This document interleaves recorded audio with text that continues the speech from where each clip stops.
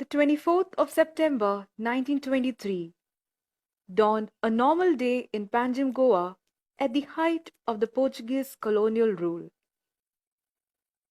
On that day, the city witnessed a massive congregation of people representing all walks of life, from the elite to the common man. 5,000 people, unprecedented and the largest recorded till date. This wasn't a normal day after all. Was this a boiling over of popular sentiment against the corrupt Portuguese regime? The reason was far more modest. A funeral to pay homage to a true son of Goa. Unseen crowd of in those days, of all walks of life, poor, middlemen and rich men, and of all categories of people of the society then. A former sprightly, firebrand, and now a frail, pious-looking man lay in the coffin. The body was dressed in a bishop's full regalia and belonged to a bishop of the Orthodox Syrian Church based in India. An Orthodox Syrian bishop in Goa? History books tell us there was no Orthodox Syrian church at that point in Goa. What was this bishop doing in Goa, and why was his funeral held here? This is the story of Bishop Mar Alvares Julius, a story of a devout priest, a powerful orator, an agriculturist, a social crusader, educator, philanthropist, a rebel, an outcast. It's also the story of a forgotten saint. Alvares was a nationalist. He wanted well-being of the population of Goa, of his people, and their economy to be improved. Okay. You understand? Yeah. Therefore, he even suggested to the people that to cultivate mandioca, because he has expressed that even in 1 hectare of land, mandioca would yield so much more than what paddy would give. He was also a journalist. He had his own printing press and he used to publish many newspapers. Just off Panjim and across the scenic Mandovi River, atop a small hillock, lies the Orthodox Syrian Church built in 1973. The mortal remains of Mar Alvares, the Orthodox Syrian followers' first bishop, given the charge of Goa, India, and Ceylon, and consecrated by the Orthodox, lies in this church at Ribandar. And for many devotees, common people, and citizens, Bishop Mar Alvares, also known as Padre Alvares, is more than a bishop. He is a saint. He indeed played many roles to help his people and his faith. Here's the story of Bishop Mar Alvares. To understand this forgotten saint's past and establish his lineage, we have to travel down to Verna, a prominent village in South Goa. Verna of today is Goa's largest industrial area and hosts to renowned electronics, IT, and pharmaceutical companies.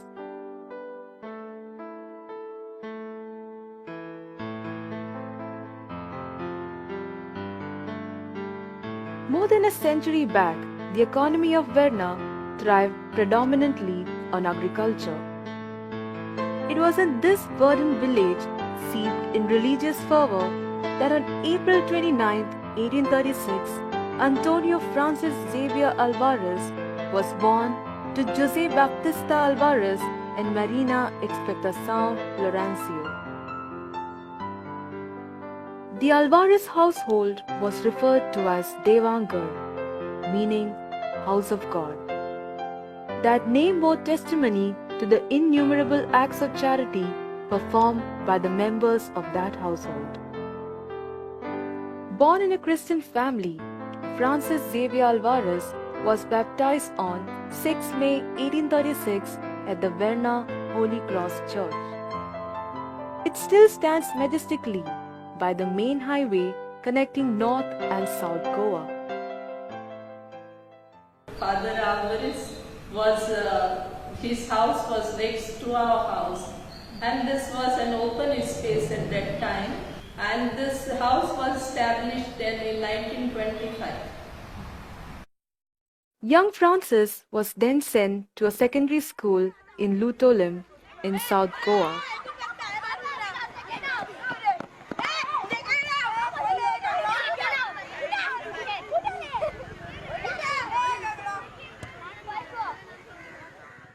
After his secondary education, Francis spent the next 6 years from 1853 to 1859 at the Rashol Seminary in South Goa in preparation for his priesthood.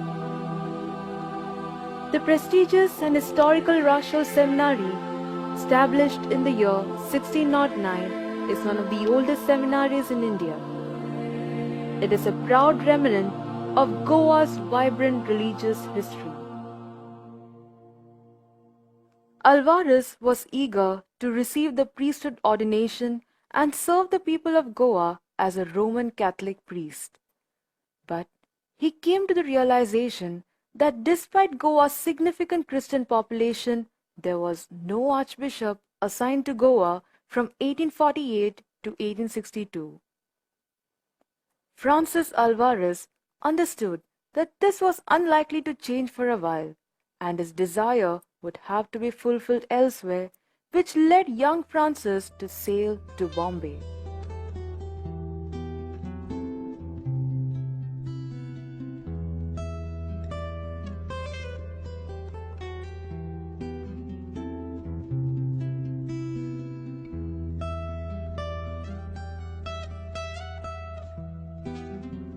In Bombay, Francis Alvarez joined the Collegio de Jesuit at Mazagaon, Bombay, an important trading and administrative metropolis of British India in that era. Collegio de Jesuit School was started with blessings from Bishop Hartman of Bombay. Francis hoped and believed that Bishop Hartman would ordain him as a priest. After joining the Collegio de Jesuit, Francis was ordained a priest in 1862 by Bishop Walter Stein of Bombay. For the next 5 years, Father Francis Antonio Xavier Alvarez faithfully served the church.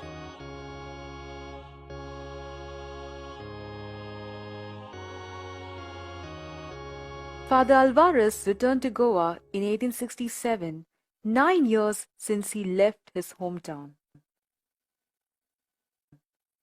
Till 1871, his work was chiefly confined to the church ministry and the apostleship of charity.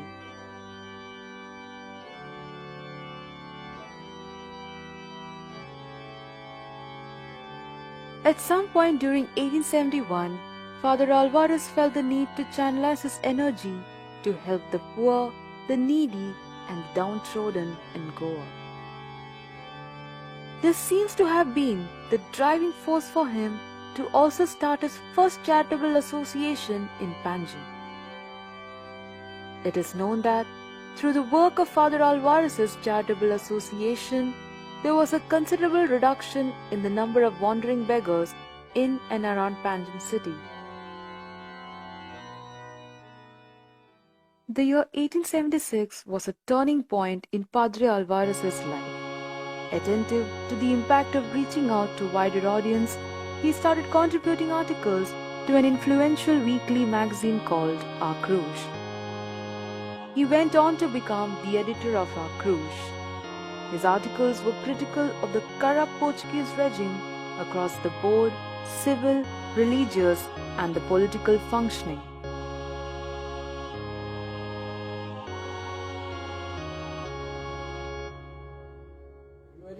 Julius Metropolitan was a great educationist.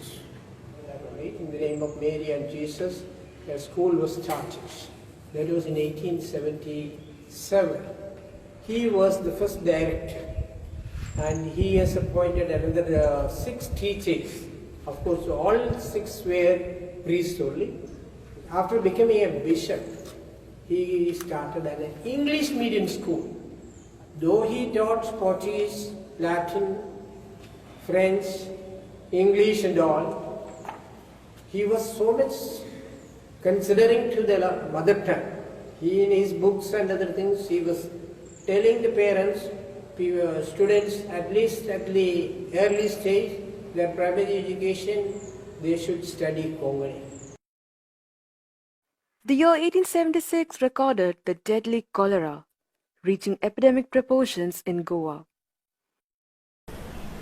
He used to assist all the sick people, especially when they had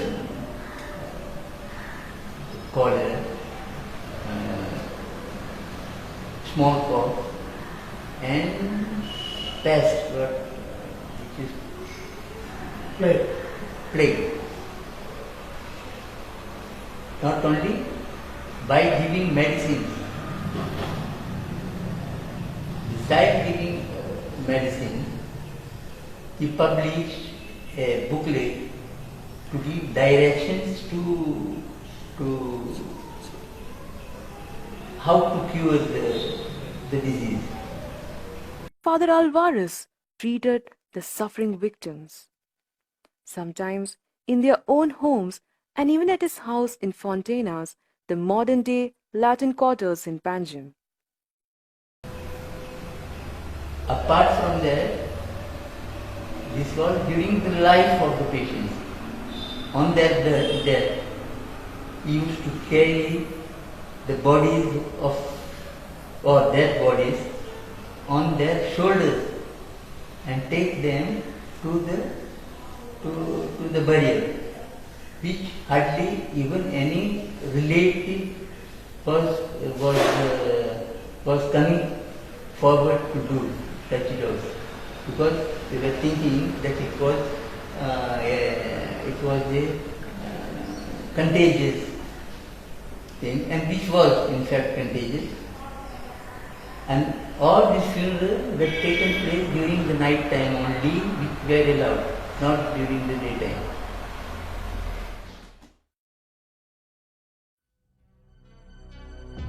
This was also a time of deep-rooted conflict within the church on account of the twin missions, Padroado Real, which meant the crown patronage of the church, and the Propaganda Fidei, which meant propagation of faith. These 2 missions supported an understanding between the Holy See and the colonial rulers in regards to matters of religion and administration.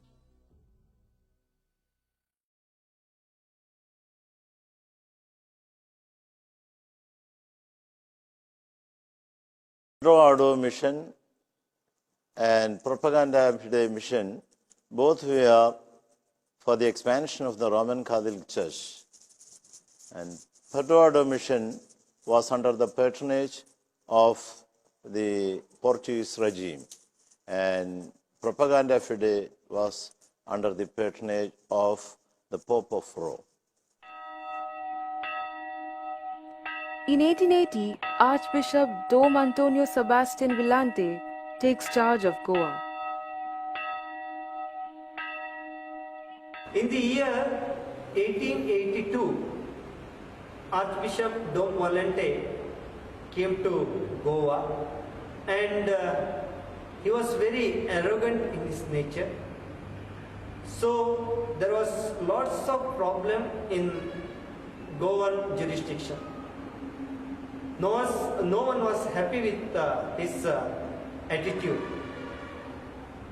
Along with this, Bishop Alvares was publishing the periodicals. In his periodicals, he used to publish against Bishop Dom Villante and his jurisdiction.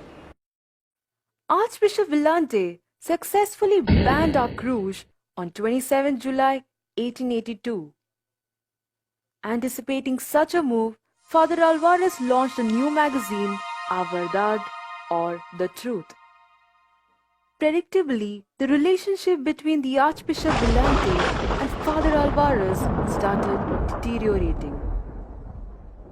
The years from 1882 to 1887 are one of the personal conflict, anguish, and unsettling questions for Father Alvarez. This upheaval stems from his disillusionment with the Roman Catholic Church. Even all the published materials were confiscated. People were advised not to read anything, whatever he has written. Even he has advised not to attend the masses, Holy Mass celebrated by Father Alvares. At this point, there were many independent Catholic missions operating all over South Asia due to the Padroado propaganda conflict. Things had come to head, and during this period, Father Alvarez was excommunicated from the Roman Catholic Church in the last quarter of the 19th century. He was now officially barred from practicing or preaching the faith. In those days, this was a serious retribution. Father Alvarez's calling lay elsewhere. He was in search of a religion which embraced faith as well as welcomed the local populace in its fold. In a most significant development, Father Alvarez got the opportunity to meet Pulicotal Joseph Mar Dionysius II in Ceylon. He was mesmerized by his personality and faith. Thus, Padre Alvarez is introduced to the Orthodox faith.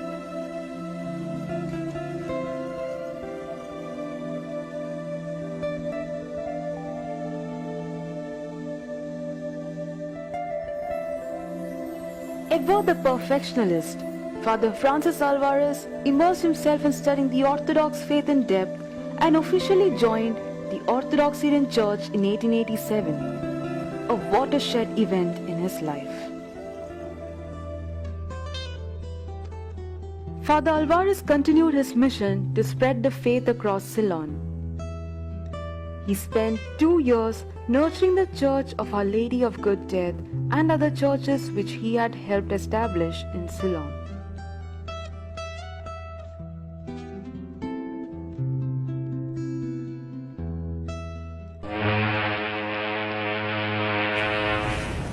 On his journey back to India, Father Alvarez reached Mangalore, a busy and important port on the western coast of India. While he was about to come to Brahmavara, before that itself Roman Catholic people conspired with the ship captain and made him to get down at Mangalore so that they can harass him instead of Malpe, that which is very near to Brahmavara, just 10 kilometers away. While in Mangalore, he faced pressures while propagating the faith. Unmindful, he continued with his duties and started the Brahmavara mission. In the year 1889, on Easter Day, Narona celebrated Holy Mass in the church built by the Brahmavara Orthodox community, and hence we get the start of the Brahmavara Orthodox mission. Father Narona, a native of Goa, was also excommunicated from the Roman Catholic Church for his support to the Padroado. The teachings of the Orthodox Syrian Church appealed to Father Narona deeply. Father Alvarez and Father Narona struck a deep bond. In May 1889, Father Alvarez hands over charge of Brahmavara mission to Father Narona, a true patriot and his trusted colleague, and proceeds to Kerala. Father Antonio Francis Xavier Alvarez was ordained as a full deacon and then later as a priest by His Grace Mar Gregorios Givargis of Parmala. Father Alvares was then appointed as the Vicar General of Ceylon. In reverence of his work, Father Alvares was elevated to Bishop Mar Julius on 29 July 1889 at Old Seminary in Kottayam, Kerala. He was consecrated by the holy bishops Pulikottil Tirumeni, Karavil Tirumeni, Parmala Tirumeni and Paulos Mar Ivanius Tirumeni, all strongholds of the Orthodox Syrian Church. In those days, the Orthodox practice was limited to Kerala, and the Syriac and Malayalam language was used to celebrate Holy Mass in the church.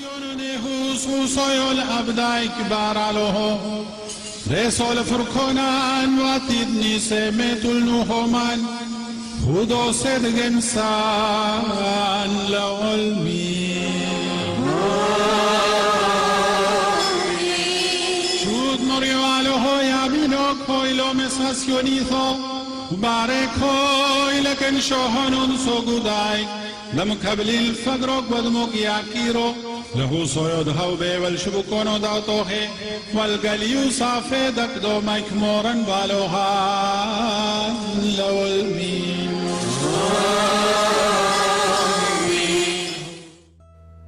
On being given charge of Ceylon, Goa and India, excluding Kerala, Bishop Mar Julius was even allowed to conduct the masses as per the Latin rites. The next 5 years were the busiest for Bishop Mar Julius.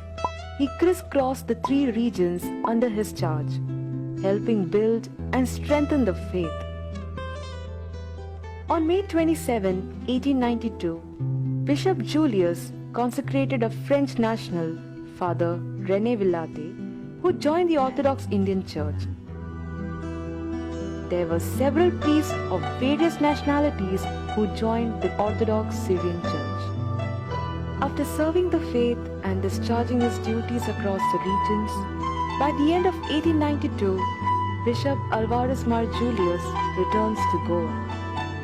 It could be that he had a strong desire to serve his beloved homeland.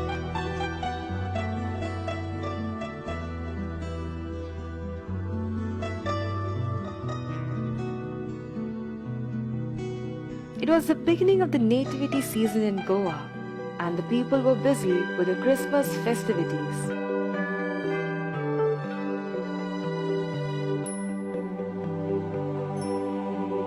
Meanwhile, Bishop Alvares had plunged head-on into publishing a new magazine called O Brado Indiano, or The Indian Outcry. The first edition of O Brado Indiano was published on 15 December 1892. It was widely read by the people of Goa. Here was one paper that gave vent to the repressed anger and universal discontent felt by local people towards the Portuguese government. As a true freedom fighter, Bishop Alvares used the newspaper columns to expose the crooked civil administration of the Portuguese government. He said, "Vipers of my country bite and poison the descendants of these conquerors who have put us to shame." He says, "Long live liberty and independence." So from a certain point of view, they are very politically charged. It's a very politically charged language. He singled out one of the most corrupt officers of that time, Captain Manuel de Oliveira Gomes da Costa. It makes it very clear, that it is like a riddle, that I am giving you, this man has done this, this and this. Now you tell me who it is. So that the readers would point out to Gomes da Costa. So it was not naming him, but it was writing all the wrong things he did, arbitrary arrest, corruption, all that. And then the last word said, "Can you tell me who it is?" So that's why the title was a riddle. Now this article was considered to be an insulting article. Naturally it was insulting, but it could not be defamation because Father Alvares had not put any name.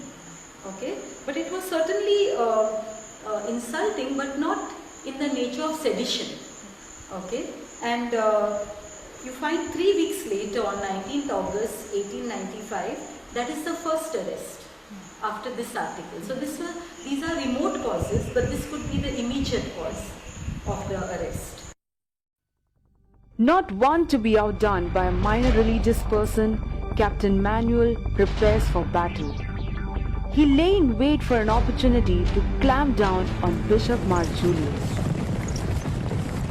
On 19th August 1895, as Bishop Alvares was traveling in a horse cart from a nearby village of Santa Cruz, a team of policemen waited for him at the Phoenix Fountain.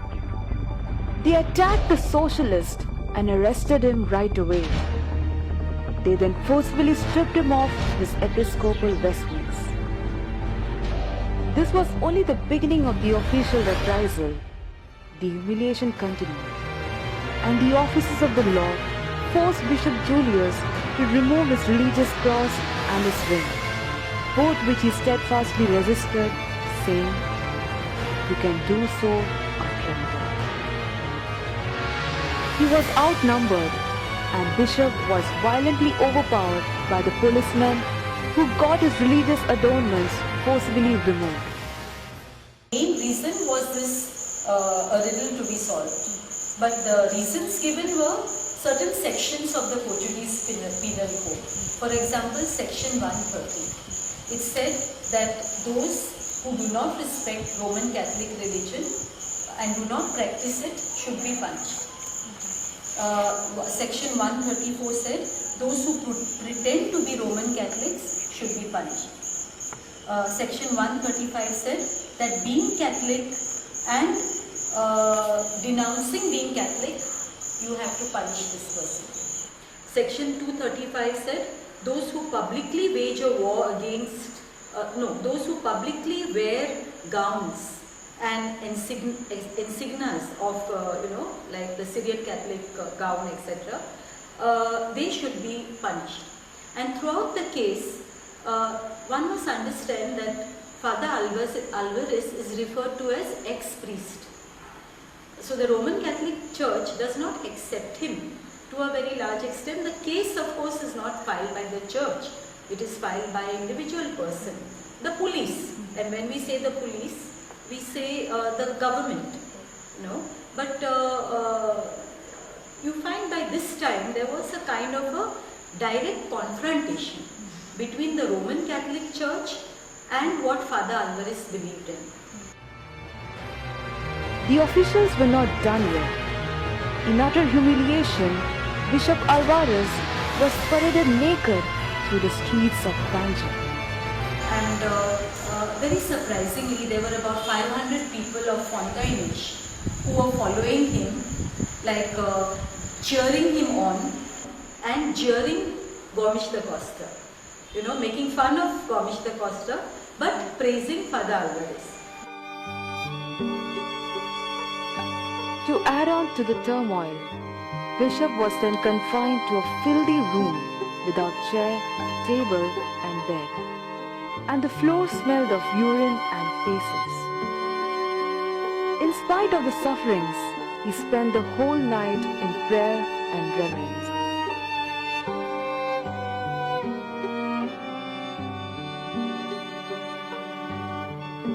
The next day, Bishop Mar Julius was presented in the court. With the backing of Captain Manuel, the administration was prepared. The charge leveled against Bishop Alvares was that of mocking the official dress of a bishop. In those days, only the Portuguese archbishop was authorized to wear prelatic robes. Triumphantly, Bishop Julius produced documentary evidence to the court proving himself a bishop of the Orthodox Church. Matters turned around. The police came under severe criticism from the court, and the judge released Bishop with all due honor.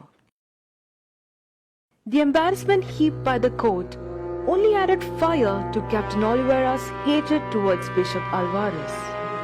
He hatched another plan and got Bishop arrested on 21st August 1895, the very next day of his previous troubles with the law. With this second detention, the law officers now threw the entire weight of the rule book at Bishop Mar Julius. The allegation this time was far more serious: sedition. He who charges Father Alvares as being seditious. And the Portuguese word used by him is sedição nativista. That means sedition from a native point, from a native. Okay. Now, from his point of view, the sedition was for certain reasons, and the reasons that were used were inciting the people to fight for liberation, discrediting the Portuguese, insulting government officials. Now, these are hardly any reasons which we would consider to be seditious in nature, but these were the reasons given. Under such a serious charge, the officials knew that no offender could possibly afford the bail amount. But a prominent lawyer of the court paid the bail amount of Rs 5,000 and got Bishop released. This case, of course, was considered not to be seditious. Obviously, the reasons cited were not waging a war against the government. It was not violence against the government. That is the actual meaning of sedition, which was not a part of the charges. The jury cleared Bishop Julius of all allegations of sedition. In 1895, you have lot of happenings. In August, you have the sedition case. In September, you have the Maratha Sepoy Mutiny. In October of the same year, you have the Dada Rani revolt. So, in the same year, it was a year of uprisings, year of revolts. So, certainly, and at that time, this Dada Rani revolt, it was not, all this time the British and the Portuguese were brothers in arms. When I went to the British Library in London and checked the records of the British residents, one of the residents has written a letter that now the Portuguese can look after themselves. Now the British, there's no need to send our soldiers to Goa to defend the Portuguese against the revolts. So by this time, the British had to a very large extent stopped sending their sepoys. Dada Rani revolt and the mutiny by the sepoys posted to Mozambique in the year 1895 forced the Portuguese to adopt draconian measures of arresting and harassing the suspects. During this time, the press stood banned.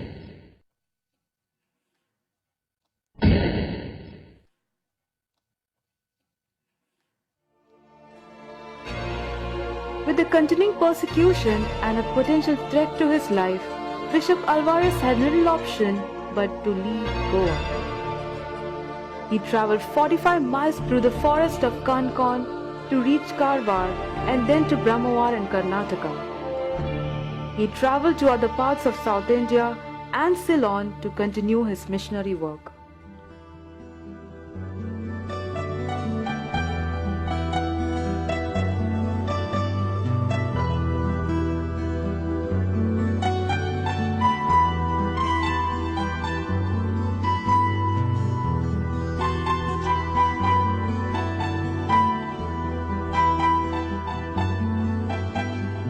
In October 1910, the Portuguese royal rule in Lisbon was brought to an end and the country became a republic. Along with other Portuguese colonies, Goa also benefited from this change of dynastic rule.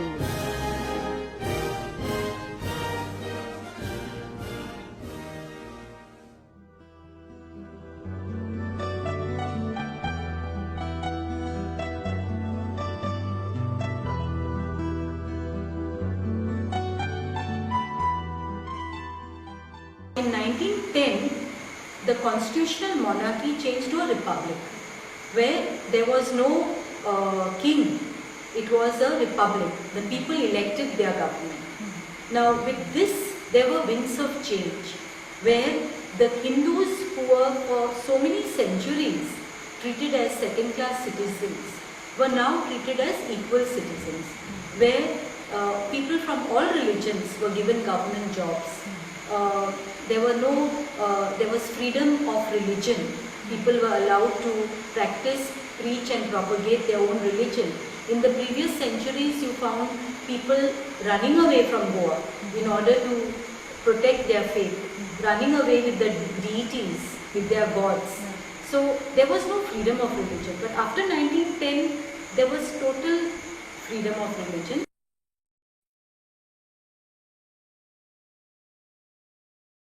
Meanwhile, Bishop Alvares continued his spiritual work. He consecrated Father Kanyandra, Father Koshi and others to serve the Brahmawar mission. This period also witnessed rumblings within the Orthodox Church itself. On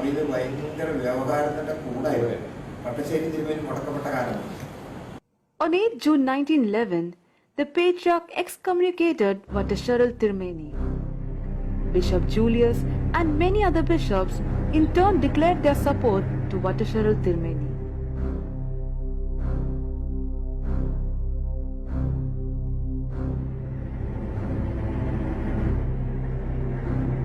Bishop Mar Alvares Julius' sole desire was, "I want to die in my motherland, where I'm hated, among those who don't remember my kindness. My bones too should be here." He eventually left for Goan shores in the year 1912.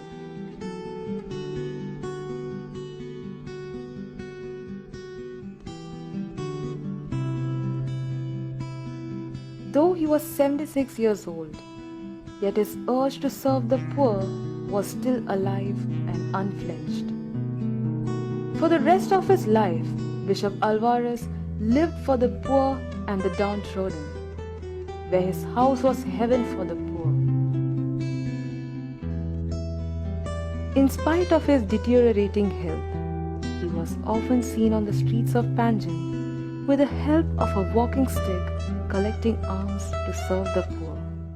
And he started begging, not for his survival, but for the poor.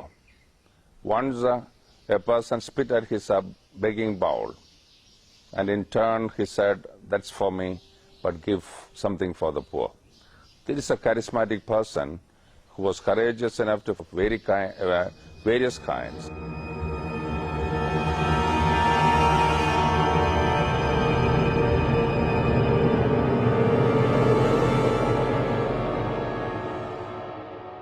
In the first week of September 1923, Bishop Alvares Mar Julius was suffering from dysentery, which left him very feeble and weak. It is known that an aged poor lady took care of him, but his condition gradually worsened.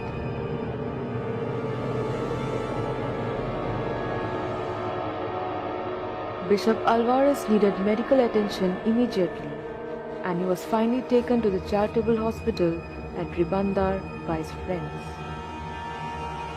തിരുമേനി റൈബന്ദർ ഹോസ്പിറ്റലിൽ അഡ്മിറ്റായിരിക്കുമ്പോൾ തന്നെ തിരുമേനി വീണ്ടും Catholic സഭയിലേക്ക് തിരിച്ചു ചേരാൻ, കാരണം തിരുമേനിക്ക് യാതൊരു സപ്പോർട്ടും കൂടെ ഇല്ലാഞ്ഞുകൊണ്ട് തിരിച്ചു ചേരാനായിട്ട് അദ്ദേഹത്തിന്റെ സ്നേഹിതർ പലരും അദ്ദേഹത്തെ ഉപദേശിച്ചു. ആ സമയത്ത് അദ്ദേഹം അതിന് സമ്മതിച്ചില്ല. മാത്രമല്ല അദ്ദേഹത്തോട് പറഞ്ഞു, ഇവരോട് പറഞ്ഞു, ഞാൻ മരിക്കുമ്പോൾ എന്റെ സഭയിൽപ്പെട്ട വൈദികർ ആരെങ്കിലും വരികയാണെങ്കിൽ അവരെ കൊണ്ട് അടയ്ക്കുക, ഇല്ലെങ്കിൽ നിങ്ങൾ അടക്കിയാൽ മതി, അതുകൊണ്ട് നിങ്ങൾ അതേപ്പറ്റി ഭാരപ്പെടേണ്ട എന്ന് തിരുമേനി കൽപ്പിക്കുകയും ചെയ്തു.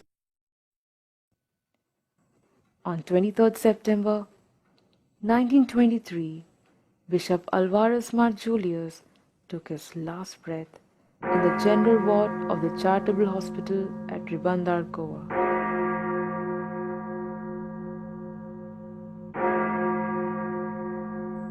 Aware of his popularity amongst the poor and the elite, his friends anticipated a huge turnout. They kept Bishop's body in the municipal hall at Panjim for the people to pay their last respects. His close friends and well-wishers were astonished at the response from the public. In the history of Goa, up to that point, this was the largest attended funeral that had ever taken place. It took 9 turns by people from 9 different social classes to carry the coffin from the municipal hall to the cemetery. It's a known fact that detractors as well as well-wishers both were a part of the final adieu to the son of the soil. To the end, even his last wishes of being buried as per the final rites of the Orthodox Church remained unfulfilled.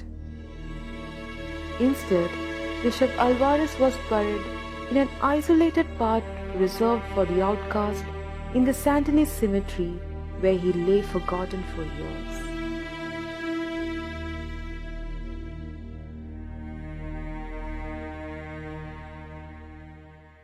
A new era had dawned. Portuguese colony of Goa in 1955, Prime Minister Nehru said, "We rule out non-peaceful methods entirely." In 1961, 30,000 Indian troops poured over the border into the enclave to conquer it within 48 hours. Goa, along with the adjacent enclaves of Damao and Diu, have been colonized.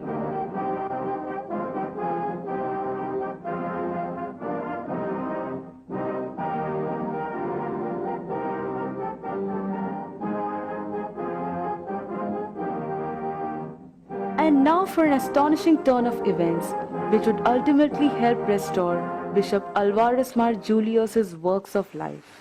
1962 liberation ശേഷം നമ്മുടെ ആളുകളൊക്കെ ഗോവയിൽ വന്നുവെങ്കിലും നമുക്കവിടെ ഒരു സർവീസോ ആരാധനാ സൗകര്യങ്ങളോ ഇല്ലായിരുന്നു. ആ സമയത്ത് 67 ജനുവരിയിൽ അന്നത്തെ ബാഹ്യർമ്മദ്രാസ മെത്രാപ്പൊലീത്തായ മാത്യൂസ് മാർ അത്താനോസ് തിമേനി, he became afterwards the Catholicos Basilius Martha Matthews first, visited Brahmawar churches. And after the visit in Brahmawar church, Tirumeni came to Goa. And on a Sunday, and we have celebrated the Holy, Tirumeni has celebrated the Holy Kurbana there in Sandinese church. And I consider that getting that permission in Sandinese church was a divine guidance there. Because usually the other denomination people were given the permission to conduct their services at medical college chapel or post office chapel, somewhere like that. And this was, at that time it was the outer skirt of the city, even though that was the place we got. And our people, for people it was inconvenient, but still we have taken it and we have gone there. And after the service, Tirumeni paid a casual visit to the vicar of that Catholic parish in the Sandinese Church parsonage. And in the casual conversation between Tirumeni and the vicar, Tirumeni mentioned about Alvares Tirumeni. And Tirumeni said, we had a metropolitan from Goa, his name was Alvares Mar Julius, but we did not know what happened to him later. Then this vicar of that parish led Tirumeni to the adjacent cemetery, where the corner of the cemetery that was set apart for that time for the people who are excommunicated from church. There the caldera which was situated in that corner was shown to Tirumeni. And thus we came to know that Alvares Tirumeni is buried there in that cemetery.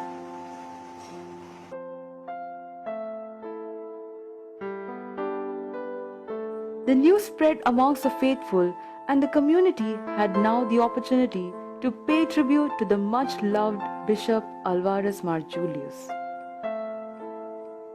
They decided to build a church and enshrine his holy relics in that church.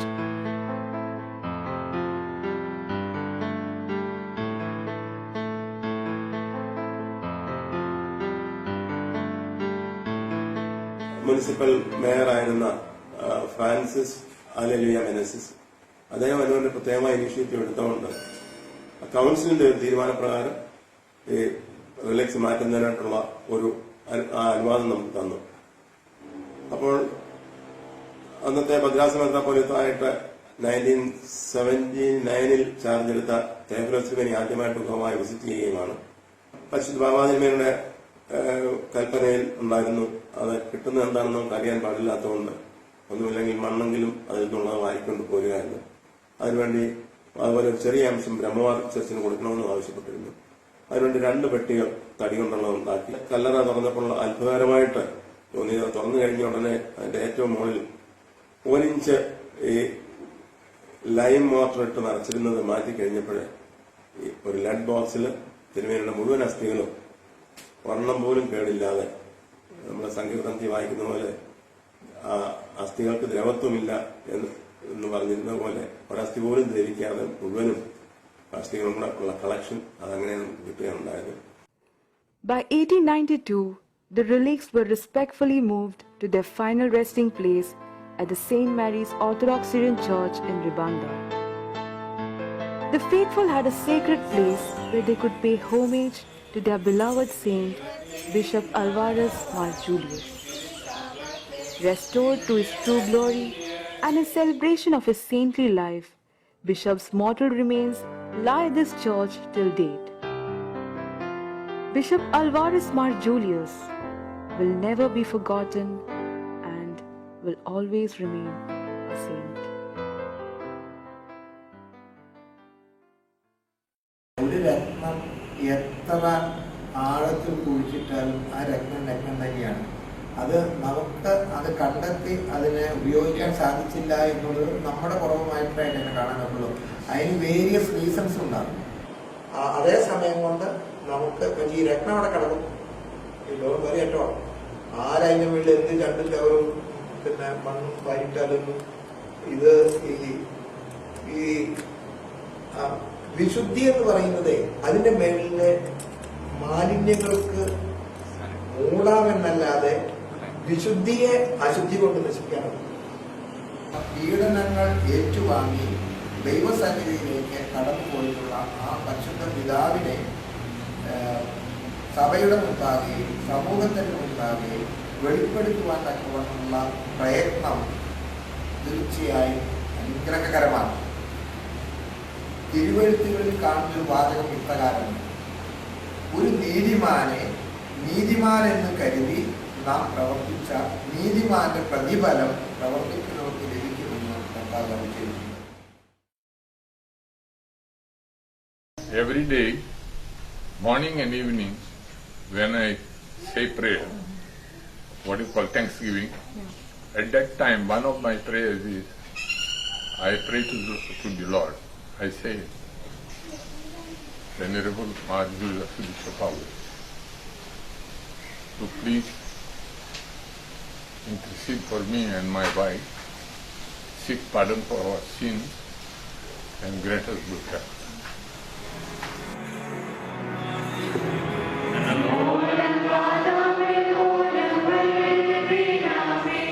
Alvares Mar Julius തിരുമേനിയുടെ ജീവിതത്തിലെ ഏറ്റവും വലിയ അഭിലാഷമായിരുന്നു മലങ്കരയിൽ നിന്ന് ഒരു വൈദികനോ ഒരു മെത്രാനോ വന്ന് തന്നെ അവസാന കാലത്ത് തന്നെ ശുശ്രൂഷിക്കണമെന്നും അതിലുപരിയായിട്ട് അങ്ങനെ ഒരു സാഹചര്യം ഉണ്ടെങ്കിൽ മാത്രം എൻ്റെ ശവസംസ്കാരം നടത്തിയാൽ മതിയെന്ന് അദ്ദേഹം ആഗ്രഹിച്ചു. ദൈവഹിതമെന്നോണം ഒരു വൈദികനോ ഒരു മേൽപ്പെട്ടക്കാരനോ ഇതുവരെ ലഭിച്ചിട്ടില്ലാത്ത ഒരു ശവസംസ്കാരം മറ്റൊന്നുമല്ല, സാധാരണ ജനങ്ങൾ അദ്ദേഹത്തെ സംസ്കരിച്ചു. മലങ്കരയിൽ അൽവാരീസ് മാർ യൂലിയോസ് തിരുമേനിയെ ജീവിക്കുന്ന പരിശുദ്ധനായി ഇന്ന് ജനം കാണുന്നു.